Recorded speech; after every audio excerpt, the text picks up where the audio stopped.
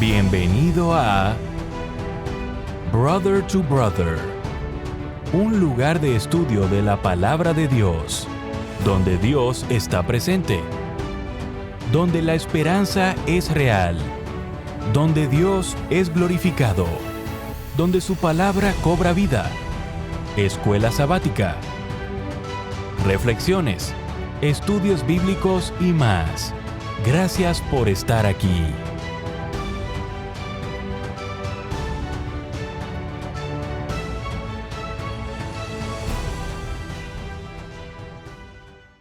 Muy bienvenidos a su programa Brother to Brother. Les saluda Gerson Anaya una vez más, agradecido con el Señor por la oportunidad que nos da de poder estar aquí con todos ustedes en una semana más para poder tener este estudio, este repaso de la escuela sabática.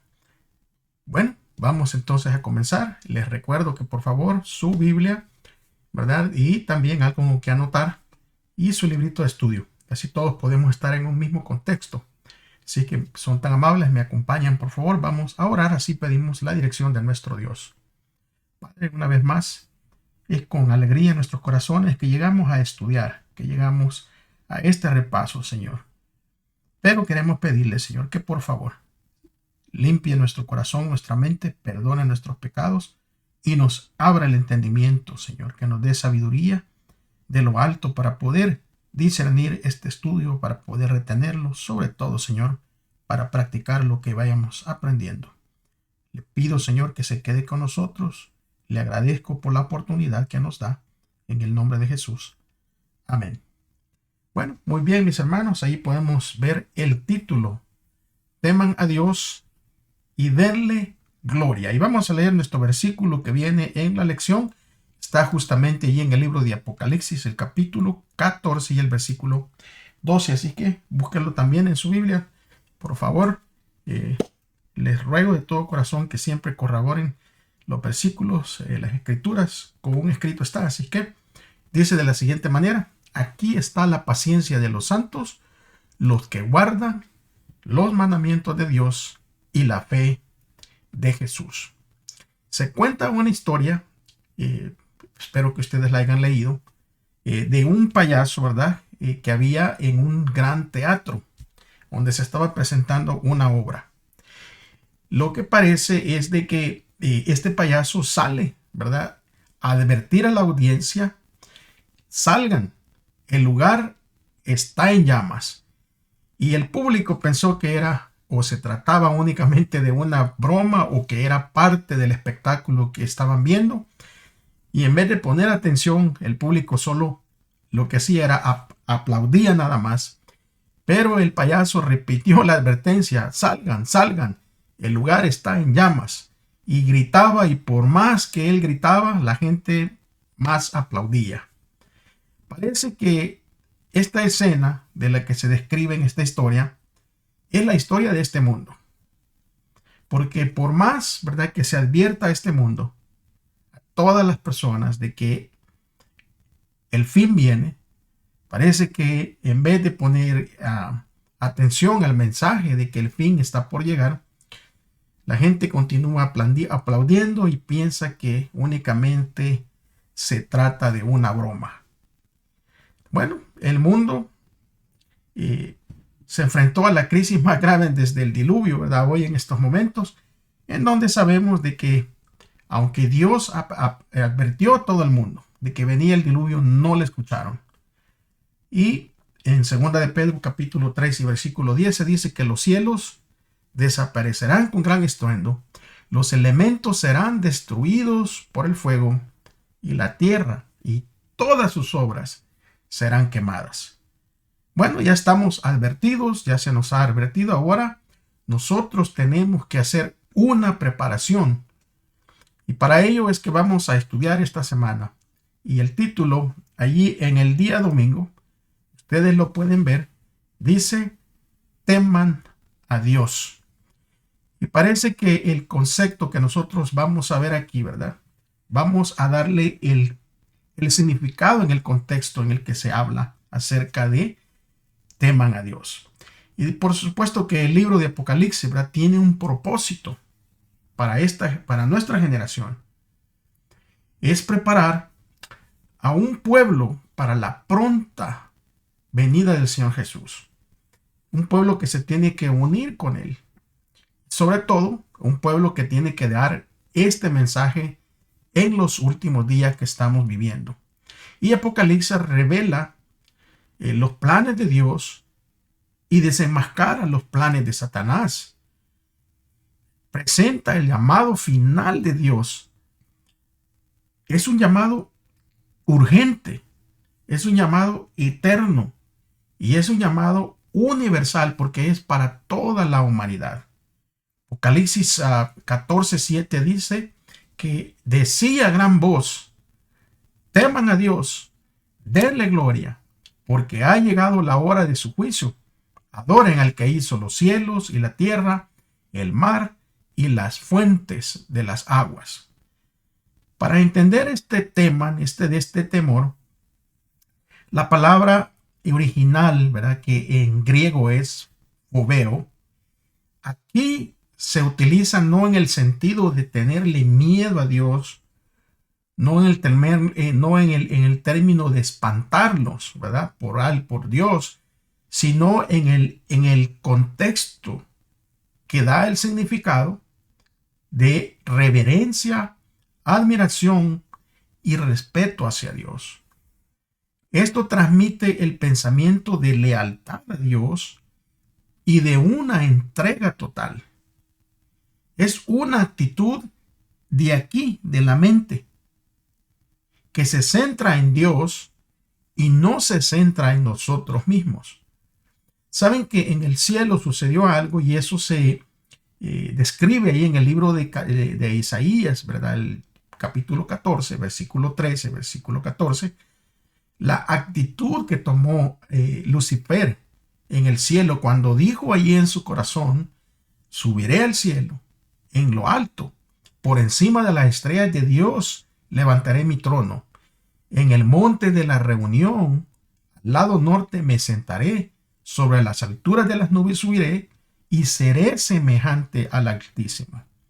Como estamos viendo, es una actitud que se centraba en Él y no en Dios. En contraste, nosotros podemos leer ahí en Filipenses 2, 6 y 8, la actitud de Cristo, quien, aunque era de condición divina, se humilló a sí mismo y se hizo obediente hasta la muerte, y la muerte de cruz, dice su palabra. Y es por eso que miramos que la esencia de este gran conflicto gira en torno a la sumisión a Dios, gira en torno hacia la obediencia y fidelidad hacia Dios. Lucifer era egocéntrico. ¿Por qué? Porque él ni se negó a someterse a cualquier autoridad que no fuera la de él mismo. En lugar, ¿verdad?, de someterse a Dios, de someterse a aquel quien era el dueño y ocupaba el trono, Lucifer deseaba gobernar desde ese trono. En pocas palabras, para que vayamos entendiendo todo esto, temer a Dios en el contexto que se escribe es darle el primer lugar a Dios en nuestros pensamientos, en nuestra vida. O sea, que Dios sea, ¿verdad?, el principal en nuestras vidas. O sea, renunciar a todo lo egoísta y a todo lo orgullo y vivir totalmente para Dios. Y obviamente debe ser importante, porque si son las primeras palabras de este mensaje de advertencia que traen estos tres ángeles, es porque es de suma importancia. Y es por eso que nosotros debemos poner atención. Temer a Dios no es temerle como temerle a un animal o a alguien que nos va a hacer daño, sino que temerle a Dios es darle el primer lugar, darle reverencia, darle adoración, darle la honra y la gloria que le pertenecen. Vamos entonces a pasar al día lunes, temer y obedecer a Dios. Y para eso vamos entonces a poder nosotros ver qué más nos enseña la Biblia acerca del significado, ¿verdad?, acerca del significado de temer a Dios, porque nosotros tenemos que tomar este significado y tomar este contexto con un escrito está. Así que busque por favor en su Biblia Deuteronomio capítulo 6 y vamos a leer el versículo 2. Así que búsquelo por favor. Vamos a ver. Y dice Deuteronomio capítulo 6 y versículo 2. Dice de la siguiente manera. Son para que temas al Señor tu Dios, tú con tu hijo y el hijo de tu hijo, guardando todos los días de tu vida todas sus leyes y sus mandamientos que yo te mando a fin de que tus días sean prolongados. Y en el Salmo 119 y el versículo 73 y 74 dice, tus manos me hicieron y me formaron. Hazme entender para que yo aprenda tus mandamientos. Los que temen me verán y se alegrarán, porque en tu palabra he puesto mi esperanza. En otras versiones, este salmo, en el versículo 74, dice, los que reverencian y dan honra a Dios me verán y se alegrarán. Porque este es el contexto. En este contexto es que tenemos que darle su significado. Leeremos también otro versículo que se encuentra en el capítulo 12 de Eclesiastés, muy conocido, versículo 13 y versículo 14. Y dice, la conclusión de todo el discurso oído es esto. Teme a Dios y guarda sus mandamientos, pues esto es el todo del hombre, porque Dios traerá a juicio toda acción junto con todo lo escondido, sea bueno y sea malo.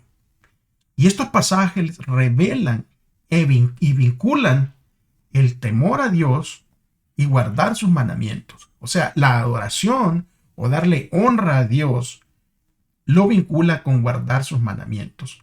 Es por eso que temer a Dios en el contexto que estamos estudiando es una actitud de respeto reverencial que nos lleva, por ende, hacia la obediencia. Y el llamado que se hace es urgente a quienes son salvos por gracia, a que sean obedientes a los mandamientos de Dios. Recuérdense que ya hemos estudiado en el pasado, en donde el libro de Efesios dice, en el capítulo 2, en el versículo 8 al 10, que somos salvos únicamente por gracia, no por obras, sino que por gracia, para que nadie se vaya, ¿verdad?, a querer tomar el crédito. Pero tenemos que llegar a entender, amigos y hermanos que me ven, la gracia, pongan mucha atención a lo que le voy a explicar aquí en este minutito. La gracia nos libera de la condenación de la ley. ¿Por qué? Porque la misma escritura nos dice que ninguna condenación hay para los que están en Cristo Jesús. Entonces, la gracia nos libera de la condenación, pero no de nuestra responsabilidad de obediencia hacia la ley. Porque tenemos que ser obedientes, porque por obediencia a los mandamientos de Dios, nosotros no robamos, no levantamos falso testimonio contra los demás. Por obediencia a la ley de Dios, no andamos fornicando, no matamos, no tenemos otros dioses delante de nosotros. ¿Está viendo? Todo esto es un resultado de la gracia de Dios viviendo en nosotros. Pero tenemos que tener un parámetro. ¿Obediencia a qué? Obediencia a obediencia a los mandamientos del Señor. Es por eso que la gracia nos libera de la culpa de nuestro pasado. ¿Verdad? Nos libera de esa manera. Y no solo nos libera de la culpabilidad que teníamos de nuestro pasado, sino que nos faculta para llevar una vida de obediencia a Dios hoy en el presente. Sé que la gracia nos quita las cadenas de la culpabilidad, pero también nos provee a nosotros, ¿verdad? Nos provee a través de la fe, de que hemos aceptado esa gracia, nos lleva hacia la obediencia, ¿verdad? Hacia la obediencia a Dios hoy en el presente. Es por eso que el apóstol Pablo escribe en el libro de Romanos, el capítulo 1 y versículo 5, recibimos la gracia y el apostolado para la obediencia de la fe por amor a su nombre en todas las naciones. Hay algunos que tienen la extraña idea que la salvación por gracia de alguna manera niega la santa ley de Dios o minimiza la necesidad de obediencia a esa ley. Pero estamos mirando y estamos estudiando con la Escritura, no estamos dando nuestra opinión, sino que estamos mirando que si ya somos salvos por gracia, el resultado va a ser una obediencia, pero que tenemos que tener una referencia. ¿Obediencia a qué? Obediencia, o sea, ¿qué va a definir si nosotros vamos a ser obedientes a lo bueno, a lo malo? Por supuesto que son los mandamientos de Dios, el cual revela, ¿verdad?, o refleja su carácter. Y por eso que tenemos que tener cuidado, porque a veces nuestro corazón nos lleva a pensar que cualquier charla que nosotros tengamos o cualquier declaración que nosotros tengamos sobre obediencia a los mandamientos de Dios, muchos lo califican únicamente como legalismo. Y hay que tener mucho cuidado, porque si la gracia de Dios me sacó del fango en donde la ley me estaba me llevaba a culpabilidad, al aceptar esa gracia, ahora yo voy a tener el efecto de la obediencia hacia Dios. Pero ¿qué va a definir obediencia a qué? Es la santa ley del Señor, la cual me indica qué hacer y qué no hacer. Saben que Jesús, ¿verdad? Un Jesús que nos libra de todo eso. Pero hay muchos que dicen, yo quiero nada más a Jesús. O sea, yo sigo nada más a Jesús. Pero la pregunta es, ¿cuál Jesús? O sea, ¿cuál Jesús? Porque el Cristo, Jesús de las Escrituras, nunca nos lleva a quitarle la importancia a los mandamientos de su Padre. Es más, nos insta el Señor en muchas partes de la Escritura a obedecer obedientes a los mandamientos de su Padre, así como Él fue obediente. Y ahí revela más claramente quién, ¿verdad?, es Él y su plan para este mundo.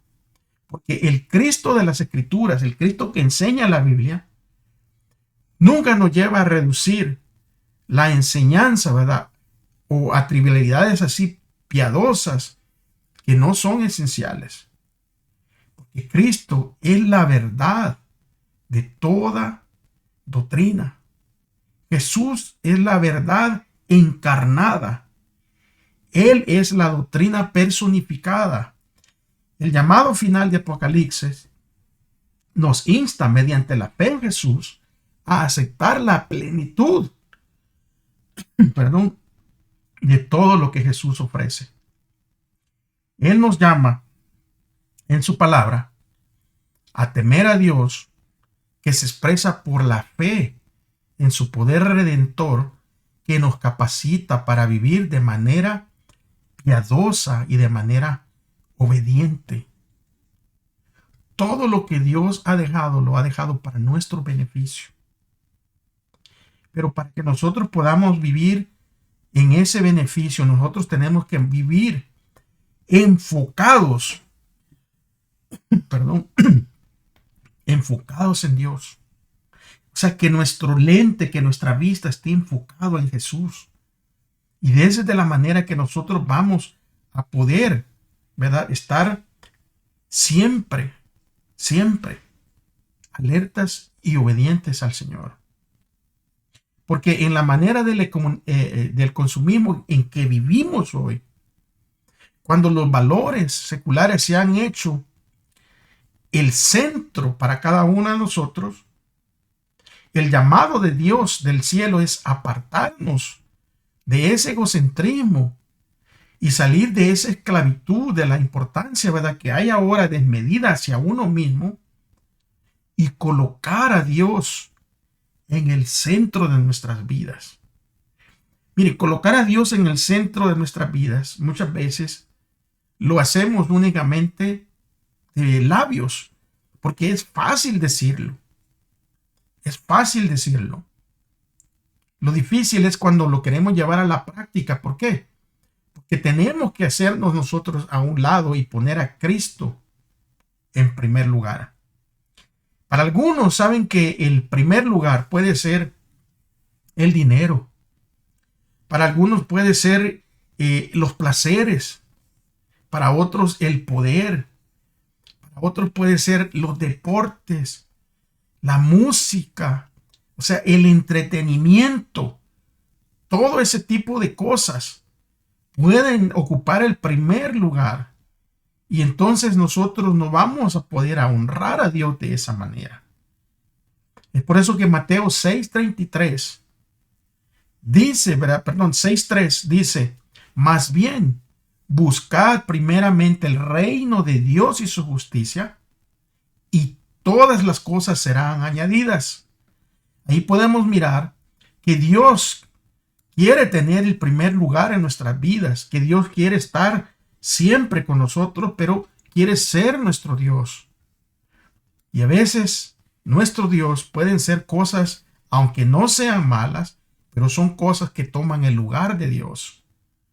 Colosenses capítulo 3, versículo 1 y versículo 2 dice, siendo pues que ustedes han resucitado con Cristo, busquen las cosas de arriba, ¿verdad? Donde Cristo está sentado a la diestra de Dios.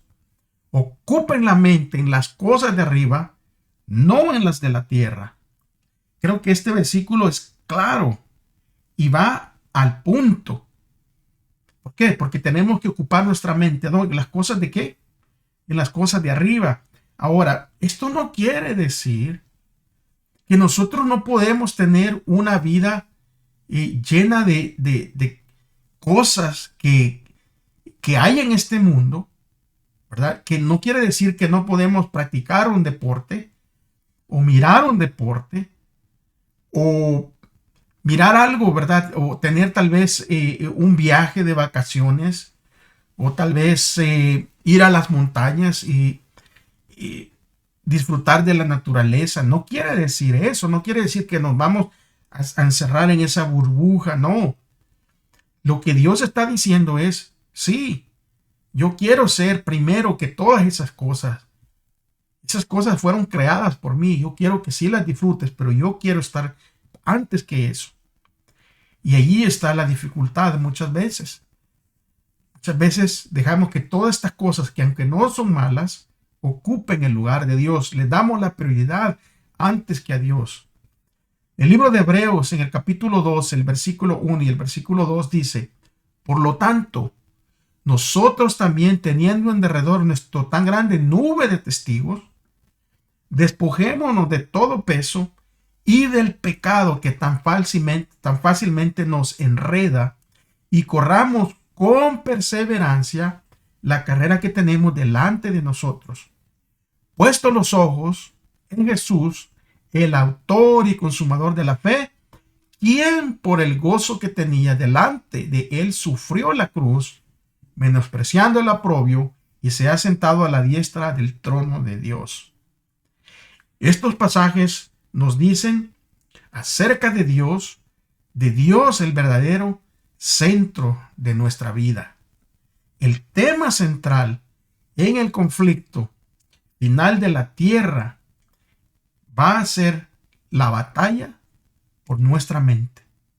Porque en realidad la batalla es por la lealtad, la autoridad y el compromiso con la voluntad de Dios. La batalla final, el gran conflicto del que estamos hablando, el gran conflicto del que habla la Escritura entre el bien y el mal, va a estar en nuestros pensamientos, va a estar aquí, muchas veces referida como nuestro corazón. Pero nuestro corazón no es el que piensa, sino que lo que piensa es nuestra mente. Hacemos referencia a nuestro corazón porque es el centro, ¿verdad?, de nuestro cuerpo. Pero toda batalla se lleva en nuestros pensamientos. ¿A qué voy a obedecer? Dios dice esto, el mundo dice estas cosas.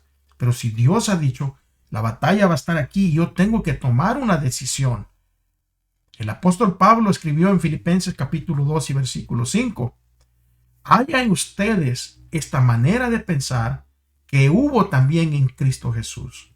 O sea, la mente, va a ser el centro de nuestro ser, va a ser el manantial, ¿verdad? Va a ser prácticamente el lugar donde van a salir nuestras acciones. La palabra haya, de la que está hablando Pablo ahí en Filipenses, significa permitan o elijan. O sea, habla de un acto de la voluntad de hacer las cosas. La elección de tener la mente de Cristo es la decisión de permitir que Jesús moldee nuestros pensamientos, llenando nuestra mente con las cosas de la eternidad. Y nuestro accionar revela dónde está nuestro proceso de pensamientos. Si yo decido agarrar algo con la mano no es la que decide agarrarlo. Es mi mente la que decide a dónde va a ir la mano y qué agarrar. Es por eso que temer a Dios es hacer que Él sea lo primero en nuestra vida. ¿Por qué? Porque si nuestro pensamiento está con Dios, las acciones que vamos a tomar van a estar dirigidas por Dios.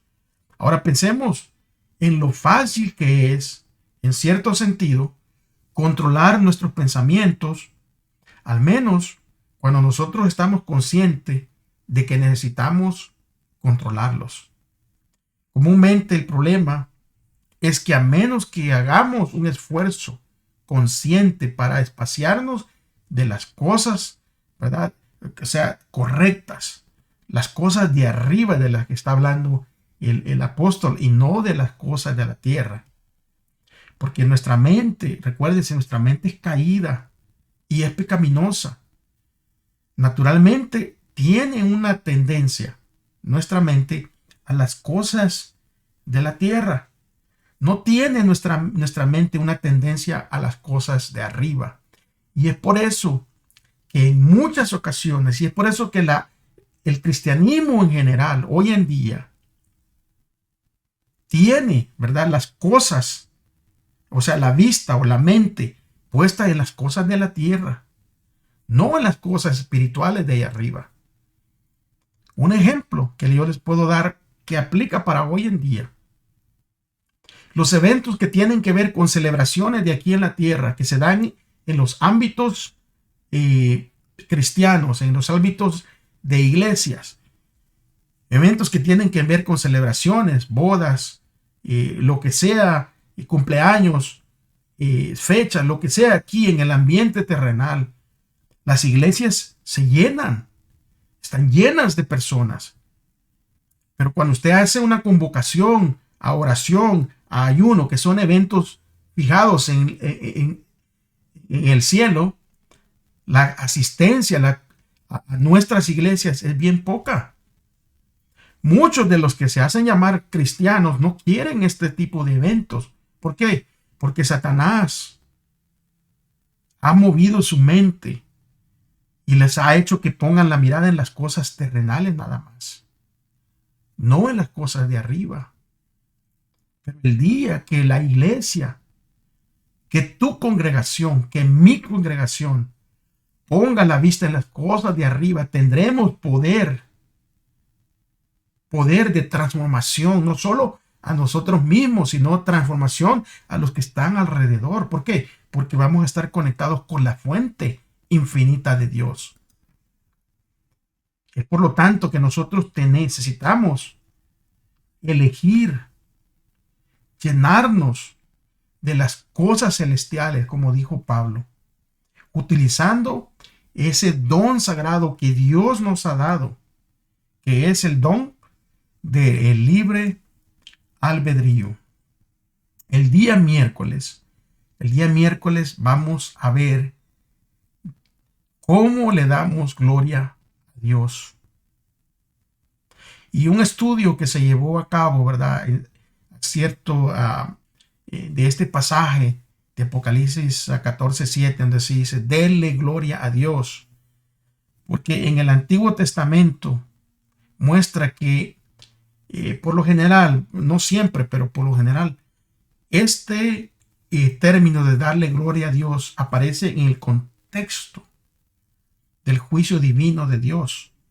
Y ahí lo podemos leer en Josué 7:19, en 1 Samuel 6:5, en Jeremías 13:15-16, en Malaquías 2:2, así como también aparece en el mensaje de Apocalipsis 14:7. Porque esta idea también se ve en Apocalipsis 19, versículo 1 y 2. Alaben al Señor, salvación y honra, gloria y poder a nuestro Dios, porque sus juicios son verdaderos y justos, dice su palabra. Primera de Corintios capítulo 3, versículo 16 y versículo 17 dicen, ¿no saben que son templo de Dios y que el Espíritu de Dios mora en ustedes? Si alguien destruye el templo de Dios, Dios lo destruirá a él. ¿Por qué? Porque santo es el templo de Dios, el cual son ustedes. Primera de Corintios capítulo 6, versículos 19 y 20 dice, ¿o no saben que su cuerpo es templo del Espíritu Santo que mora en ustedes, el cual tienen de Dios y que no es de ustedes? Pues han sido comprados por precio. Por tanto, glorifiquen a Dios en su cuerpo. Según lo que escribe el apóstol Pablo, nuestro cuerpo es un santuario. Nuestro cuerpo es la morada del Espíritu de Dios. Es un templo santificado por la presencia de Dios. Las Escrituras nos dan un toque, ¿verdad?, de lo que es glorificar a Dios en cada aspecto de nuestra vida. Cuando Dios es el centro de nuestra vida, nuestro único deseo va a ser darle gloria a Él, ya sea en todas las cosas, en todo lo que hagamos. Por eso la Escritura dice, si coméis o bebéis o haced cualquier cosa, hacerlo todo para la honra y la gloria de Dios. Nosotros damos gloria a Dios cuando en la manera en que nos vestimos, en la manera en que nos alimentamos, en la manera en que interactuamos con los demás. La gente podrá ver en nosotros reflejado ese amor y esa gloria que Dios permite, ¿verdad?, que nosotros seamos los instrumentos por los cuales los que no creen y los que no conocen a Dios puedan llegarle a conocer. Por eso que parte de nuestro testimonio como hijos de Dios es honrar a Dios y darle gloria. Es revelar el carácter de Dios, el amor de Dios, mediante nuestro compromiso de obediencia y de hacer la voluntad de Dios. Porque esto es bien importante a la luz del juicio final para esta tierra. Simplemente porque es una apelación de Dios a este mundo.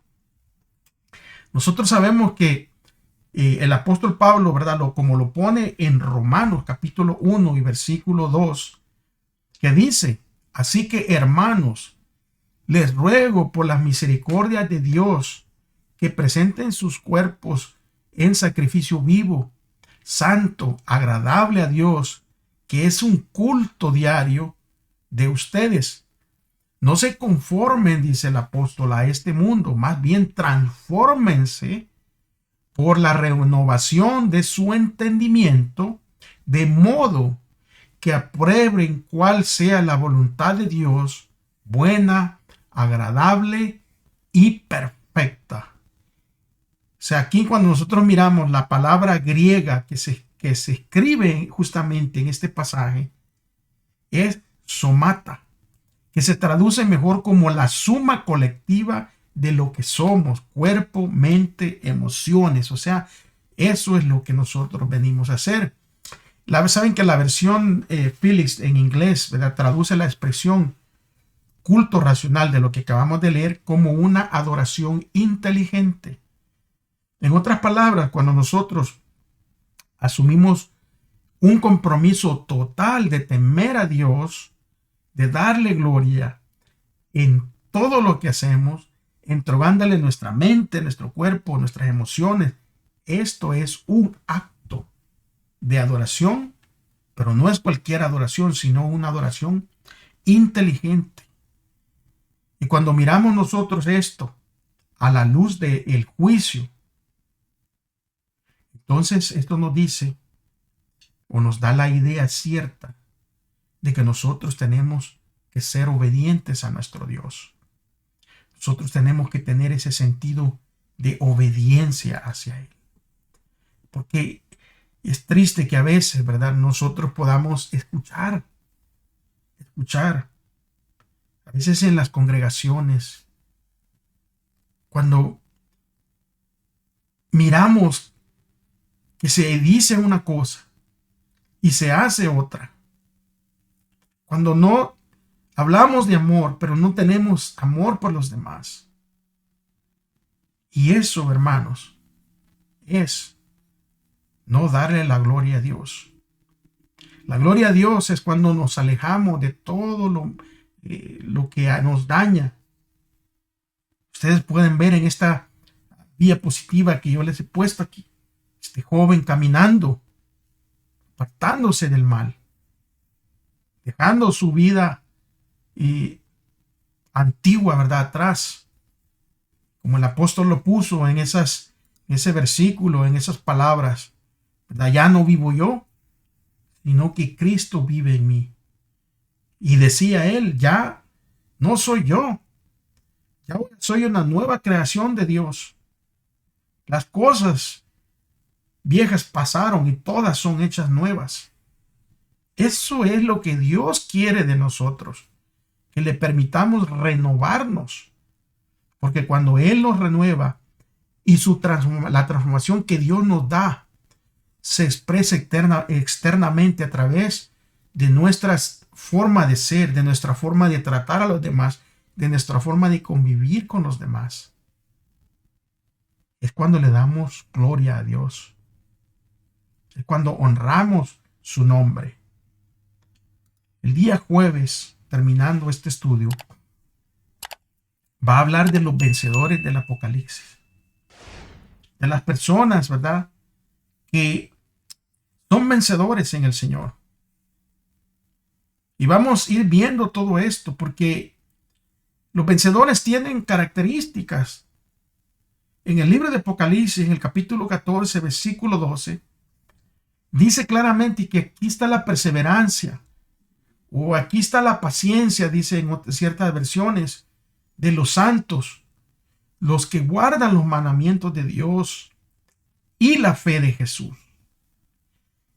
Esta es una descripción de los fieles de Dios en los últimos días. Que, por cierto, de acuerdo con las Escrituras, hoy es el tiempo donde estamos viviendo los últimos días. Miren, esta descripción es clara. Si nosotros miramos como nación, al menos aquí en los Estados Unidos, donde nosotros estamos viviendo una ceguera espiritual, porque no tenemos una referencia, no tenemos algo que nos diga directamente qué es lo bueno y qué es lo malo. ¿Y saben por qué ha sucedido esto? Porque aquí en Estados Unidos, en donde se oraba en las escuelas anteriormente, en donde los 10 mandamientos estaban exhibidos en todos los lugares públicos y gubernamentales, todo eso se ha sacado, se ha echado. La oración se ha sacado de las escuelas. Los mandamientos de Dios se han sacado de las escuelas. Y los que vivimos aquí en este país, yo les pregunto, denle un vistazo a las escuelas. ¿Cómo está la escuela donde va su hijo? ¿Dónde va su hija? ¿Cómo están las escuelas ahora? Hay más violencia. No hay respeto. Se practican cosas que uno se asusta de ver cosas en las escuelas. ¿Pero por qué viene siendo todo esto? Porque se han sacado los mandamientos de Dios. Y Apocalipsis habla porque Apocalipsis es para el tiempo del fin. Para los tiempos que estamos viviendo. Los últimos tiempos. Y claramente habla que va a haber Este pueblo, ¿verdad? Este pueblo que es diferente, esta descripción, que guardan los mandamientos de Dios y tienen la fe de Jesús. No obstante, la única manera en que alguien puede guardar los mandamientos de Dios es a través de la fe de Jesús, de la fe que tuvo Jesús. Y nosotros tenemos que leer la Biblia por claramente lo que dice. Porque el versículo dice, no dice fe en Jesús. Porque eso es extremadamente importante entender esto. Sino que dice que tenemos que tener la fe de Jesús. Porque esto es algo más. O sea, la misma fe que Jesús tenía es la que nosotros tenemos que tener. Es la cualidad, ¿verdad?, de la fe que permitió a Cristo ser victorioso sobre las tentaciones más feroces que Satanás le pudo mandar. Y esa fe es el don que recibimos nosotros como creyentes. La misma fe que tuvo Jesús. Porque por fe Jesús pudo, ¿verdad?, enfrentarse al enemigo cuando fue tentado. Y dijo, con un escrito está. Y esa fe la recibimos nosotros. Y cuando nosotros ejerzamos esa fe que el Espíritu Santo va a poner en nuestro corazón, esa fe va a tener poder y va a crecer. Y esa fe nos va a llevar a la obediencia. Y vamos a vencer no por nuestra fuerza, no por lo que somos o por nuestra voluntad, sino por el poder del Cristo viviente que obra por medio de nosotros, que obra en nosotros. Y vamos a vencer no por lo que somos, sino por lo que Cristo es. No vamos a vencer porque nosotros podemos vencer, sino porque Cristo ya venció. Podemos ser nosotros hoy en día. Podemos ser victoriosos. No porque nosotros seamos victoriosos, sino porque Cristo fue, es y será victorioso. Nosotros vamos a poder triunfar sobre la tentación única y exclusivamente porque Cristo triunfó sobre la tentación. Hebreos 4, 14 al 16 dice, por tanto, teniendo un gran sumo sacerdote que ha traspasado los cielos, Jesús, el Hijo de Dios, retengamos nuestra confesión, porque no tenemos un sumo sacerdote que no puede compadecerse en nuestras debilidades, pues Él fue tentado en todo, igual que nosotros, pero sin pecado. Acerquémonos, pues, con confianza al trono de la gracia, para que alcancemos misericordia y hallemos gracia para el oportuno socorro. Jesús, amigos, hermanos, el divino Hijo de Dios, ha vencido las artimañas del diablo. Enfrentó las tentaciones confiando en las promesas de su Padre, entregando su voluntad a su Padre y dependiendo del poder del Padre. Por eso que si nosotros confiamos en Él, lo vamos a contemplar y creemos en Él, nosotros también podremos ser victoriosos en Cristo Jesús. Jesús es todo para todos. Y el mensaje que traen los tres ángeles gira, oiga bien, este mensaje que traen los tres ángeles gira alrededor de Jesús. Porque el mensaje de Apocalipsis es de victoria y no es un mensaje de derrota. Habla de un pueblo que venció por su gracia y el poder que Cristo nos da. La palabra vencer que se utiliza a veces, ¿verdad?, de una forma u otra en el libro de Apocalipsis, es una palabra que nos da poder.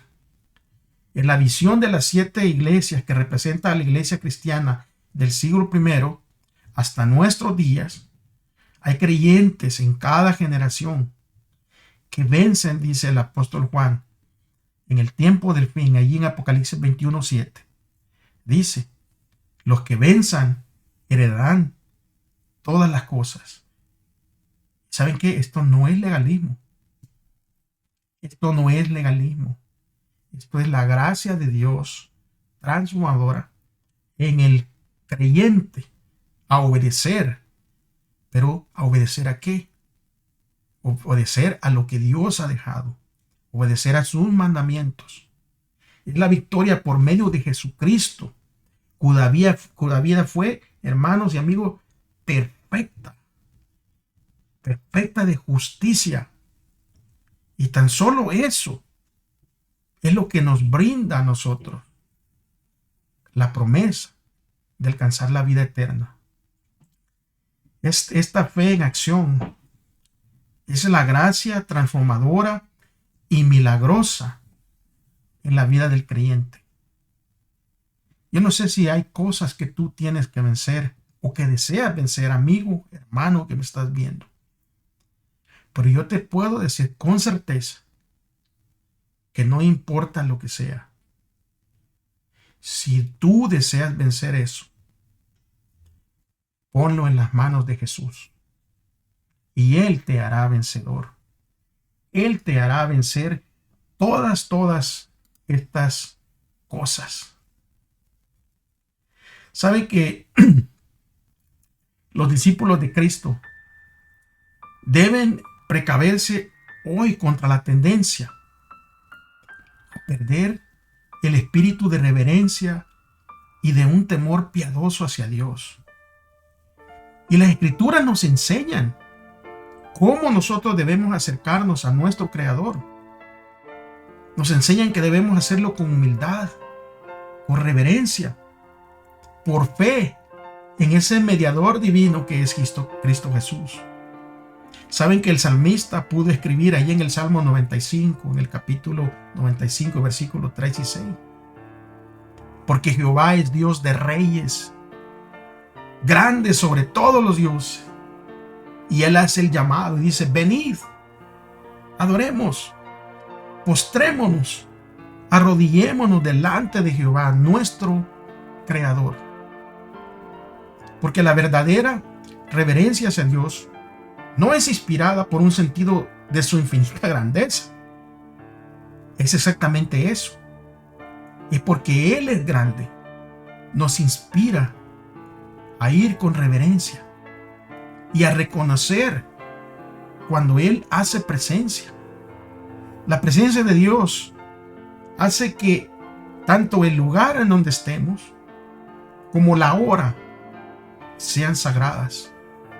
Y al manifestar nosotros, ¿verdad?, reverencia con nuestra actitud y con nuestra conducta, estamos dándole el sentido y el sentimiento que inspira su santo y su santo temible nombre, porque ese es su nombre.